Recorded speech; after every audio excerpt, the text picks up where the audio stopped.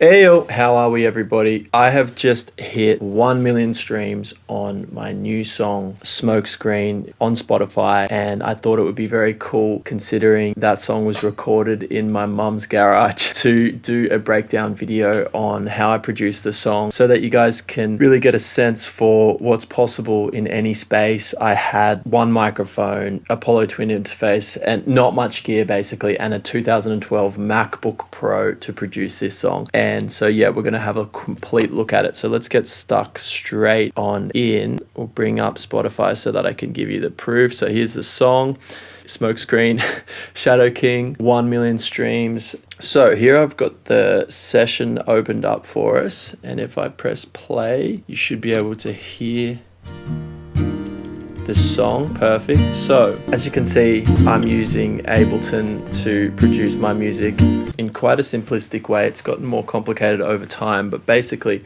starting in this view, I love groups. So as you can see, we've got a vocal group, Vox, a bass group, an ambience group, piano group, guitars, drums, percussion, and my friend Leon who played guitar on the song at the end. And basically I was set up in, as I said, my mum's garage. So if we go into our session view, I believe it's called, maybe this is, I think this is actually arrangement view.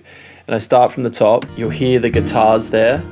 So if I open up the guitars, each individual guitar, I have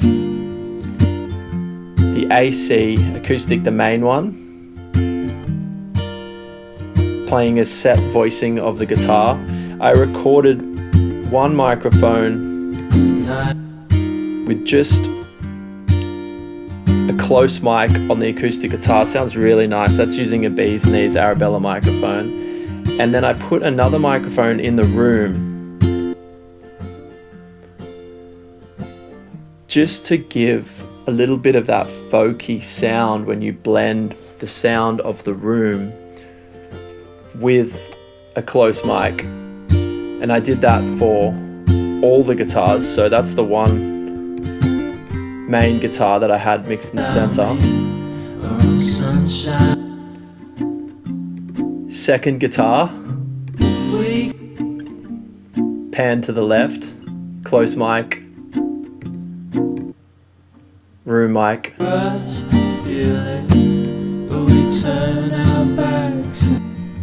Third guitar,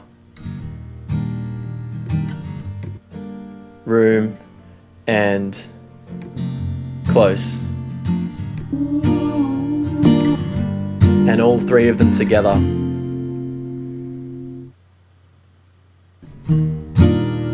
So satisfying. I love playing with textures and different kind of voicings and sounds of acoustic guitars in particular. So if we just keep that kind of happening, let's say piano. And what did I use to make that piano? That is Alicia's Keys, everybody. It's a plugin. Sounds so good. It's just the piano alone. Super simple, just playing the left hand. Mix with the guitars. And then let's have a look up here. So vocals, we should probably start at the top here. You can see I've done quite a lot of comping here, but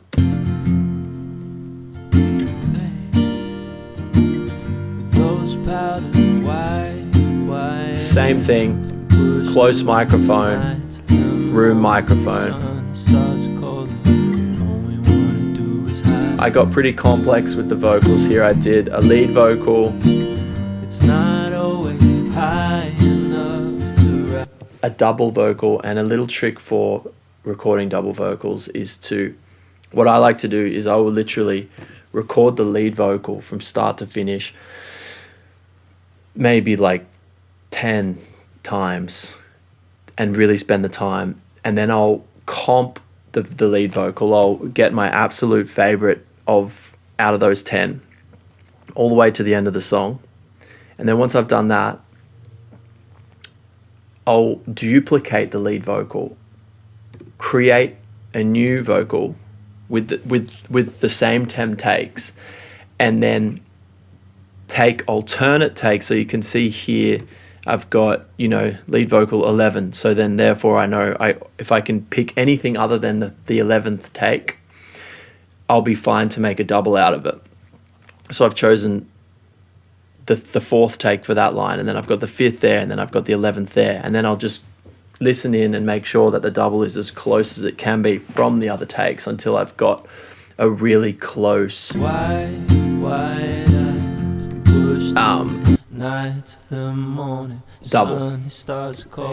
And then I'll do the same thing with the triple. It's not always high. So that's literally all 3 vocals come together from the one vocal that I did over and over again until I was happy. And then once I've done that, in this song you can see here, every song's different, requires different things. For this particular song I did a low octave in the 2nd verse. Cup bleeding dry.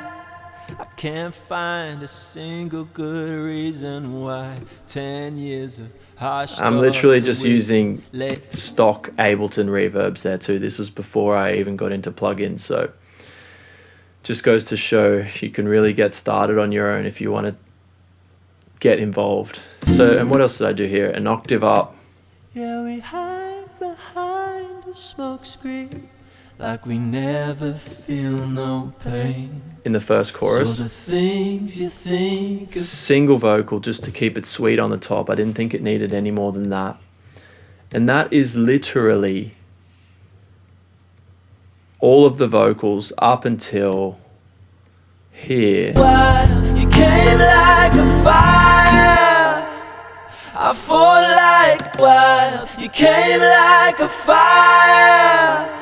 Little harmony there, and then the harmony's coming back in. Yeah, we hide behind a smokescreen like we never feel no pain. There it is. So the things you think about me are all sunshine in your brain. And the moment we go. This is completely unmixed, by the way, because mixing is just an entirely separate beast, and I made a big decision on this entire album to not mix the record. I paid for somebody else to do that. So it really does sound like a prod mix because there's reverbs and there's a bit of compression here and there and a tiny little bit of EQing, but only enough for me to stay in the process of the production itself without getting lost. I am actually working on mixing a lot more now, but I still haven't actually released anything that I've mixed myself up until this point. But yeah, so that was literally the vocals for the whole song with the acoustic guitar, just to give you an idea. This particular song, song, what else did we do here? So the bass, I used this little guy that I absolutely love. The Moog Mother 32. And I basically used this with controller keyboard, which the laptop's currently sitting on, to play in, send the MIDI to the Moog Mother, to then send it back through the interface. Have a listen to this. Oh my gosh. I just fucking love that shit. And you can play with the cutoff here. So I'm really opening it up. You can hear that. It really is. Here's a big open up. And that's to add intensity by giving the top end more grit whilst still being able to hold the bottom end, which I love because you can just create, you can have so much space and body with one instrument, which is just awesome. And that's kind of led me down this path of producing electronic music as well at this point. But that was the Moog, and I also used the Moog to create this ambient sound here. Now you can kind of hear that the cutoff has been really rolled off there, so the high ends aren't very present. The nice bit of verb there to create this sweetness. When you kind of hear that in the mix with the vocals like a child, and the bass, 'cause I loved you more than my visions, and the so guitars. hard to listen when all you've known becomes a lie. Yeah, we hide behind the smoke screen like we never feel no.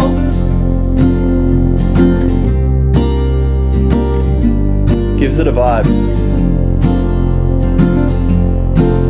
And you can hear that Moog opening up there towards the end of those changes. Oh, I love making this song. So let's continue. I'm going to do the drums last. You can see, there's a few elements. There's the piano, there's that ambient sound, there's the bass, there's quite a lot of vocals. But other than that, we have not that much going on. Let's have a listen to this. So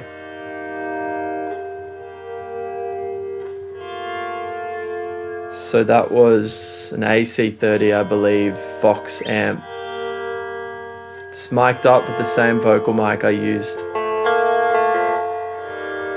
I comped it quite heavily. I kind of like the buzz as well, for some reason, in the room, just coming from the amp. That swell was super satisfying when you kind of listen to it all together. Tambourine, here we go. Let's have a look at the percussion that we've got. We did a lot of claps. This was where I outsourced. So I actually went to a friend of mine and recorded claps, tambourine,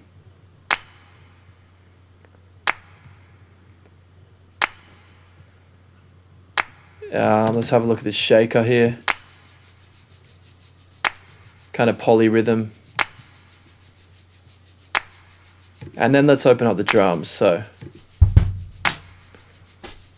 I got my friend to play drums, and this was recorded at his studio. This was the only thing I didn't do at my studio. So we got the floor tom, kick, whole kit mic, overhead left, overhead right, rack, room, snare, sub. Actually, it's pretty interesting. He's got a sub microphone on the kick. Get rid of the perk. That's a sub mic, and then where's the kick? So we didn't need the click. That was the click from his session, so I could line it back up with mine. There's the regular kick. Floor tom.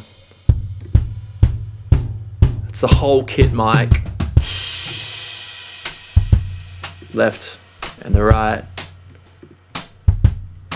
Rack mount. Another room mic. Sid Green from Casey Chambers, he plays with Casey Chambers drums. Awesome legend. He did this, and he just loves giving a lot of options, which I think is super helpful to Jackson Barclay, who mixed this song. So yeah, once you've kind of opened all that up and you put it all together, Can't make it leave. feels good. I can let it go for a minute, just past the limit, but nothing's really what it seems. It's all part of me. Can't make it leave. Last thing I wanted to show you was tempo. Something that I really got heavily involved with on this album was actually automating the tempo throughout songs. And some songs, loop-based songs kind of don't need it at all. And that's really interesting thing about electronic music. Generally, you're going to stay on the same tempo, but folk music and songs that really evolve can really do with tempo changes. So as you can see down the bottom here, if we look at the master or the main, for the entire intro to the end of the first verse, we were at 121 beats per minute. The second verse goes up to 123. And I'm pretty sure I maintained 123 to the end of the song. But two BPM difference, super subtle. But at that point of the song, where you have this big lift, cup bleeding dry, I can't find a single good reason why. it needed that, because it's just so fascinating with music how sometimes things feel, you know, different depending on the speed, and all of a sudden, you know, you bring drums in and it just feels too slow. Even though it hasn't slowed down, it's still the same speed, which is an indication that it needs to speed up. So those kinds of things, I love Ableton because you can just draw it in like that and then record to the click with those changes. So I was really stoked with that because I still think overall it felt right at the end of the day. So yeah, this song kind of came together. It was one of the last songs I put on the record. I had written actually before the record was complete, and yeah, one of the last songs that I actually recorded, and it's done so far an incredible job connecting on Spotify and streaming platforms. So it's really cool to see. But that's pretty much all there is to the recording side of things. Was outsourcing the drums, outsourcing the perc. I laid down the guitars first, recorded the drums to the guitars, and came back with the drums, dropped them in, put the bass down, got a vibe. And then once I really felt like the instrumental was kind of getting close to complete, I recorded the lead vocals and then kept tweaking, you know, with ambient sounds till it felt like it had all the ingredients that it needed. Then I got Leon in to play the electric guitar, and that was the song. So that is how I produced Smokescreen. Hope you guys dug it. I'll be making plenty more content like this, so like and subscribe and stand by for more of the goods. Let's go.